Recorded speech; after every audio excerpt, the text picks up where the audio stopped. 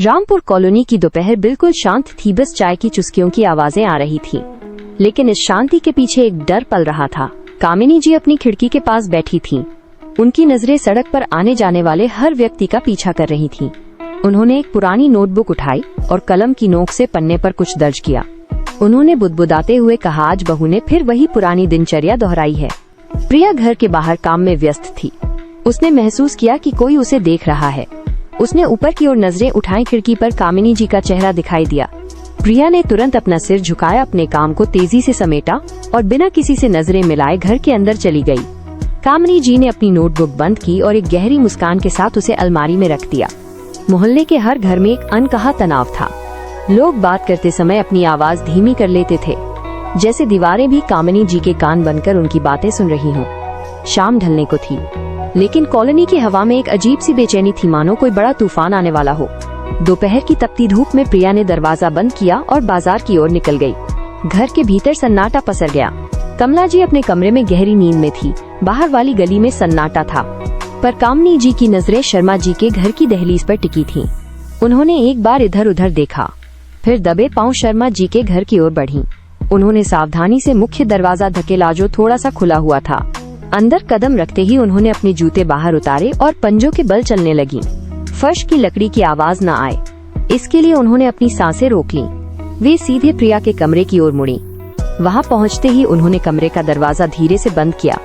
उनकी नजरें मेज पर टिकी। उन्होंने अलमारी की दराजें एक एक करके खोलनी शुरू की। कपड़ों के बीच उन्होंने हाथ डालकर डायरी को टटोलना शुरू किया।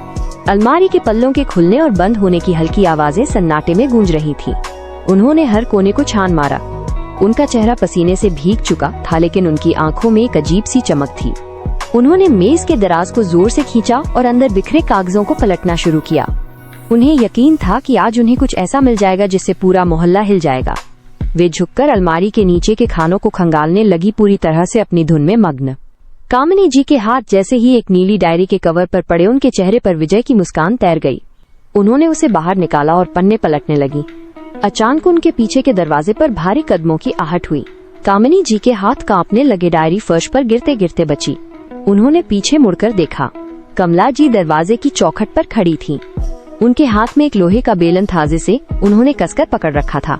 कमला जी की दहाड़ पूरे घर में गूंज उठी। उन्होंने बेलन को हवा में लहराते हुए कदम आगे बढ़ाया। कामिनी जी का चेहरा सफेद पड़ गया। वे पीछे की ओर हटने लगी, लेकिन उनके पैर मेज से टकरा गए।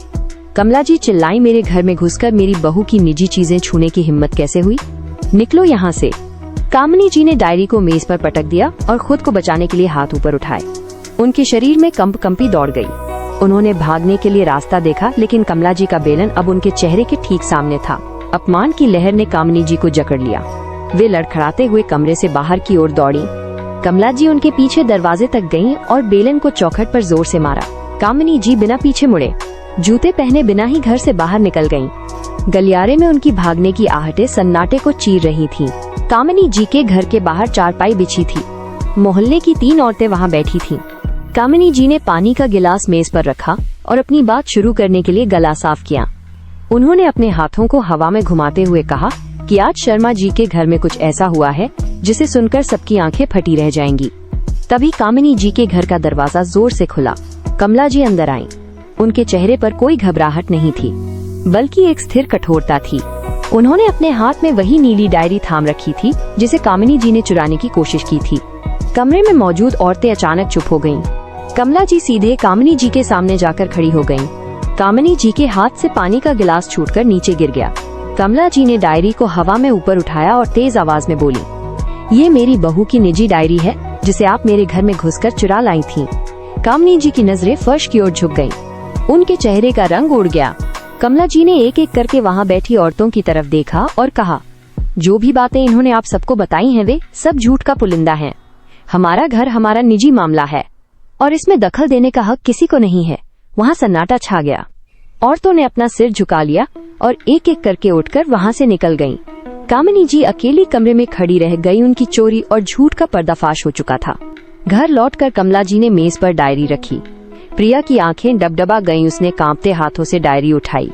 प्रिया ने धीरे से पूछा, माँ जी क्या आपने पढ़ा कि मैंने अंदर क्या लिखा है? कमला जी ने मेज के पास कुर्सी खींचकर बैठते हुए सिर हिलाया। उन्होंने अपनी आवाज को धीमा और स्थिर रखा। उन्होंने कहा, मैंने पढ़ा है, तूने लिखा है कि मैं बहुत बोलती हूँ, तुझे समझती नहीं हूँ और तेरा मन घर जाने का करता है। प्रिया की सिसकियां गूंज उठी। कमला जी ने उठकर प्रिया का हाथ अपने हाथों में ले लिया। उन्होंने उसकी हथेलियों को दबाया और बोली, नहीं प्रिया, तूने सच लिखा था, मैं भी खुद को सुधारने की कोशिश करूंगी। शाम ढलते ही कामिनी जी दबे पांव शर्मा जी के घर पहुंची। उन्होंने दरवाजे पर खड़े होकर सिर झुका लिया। कमला जी ने उन्हें अंदर बुलाया और एक शर्त रखी। उन्होंने कहा, आपसे अपने घर की चिंता करना, हमारे घर की नहीं।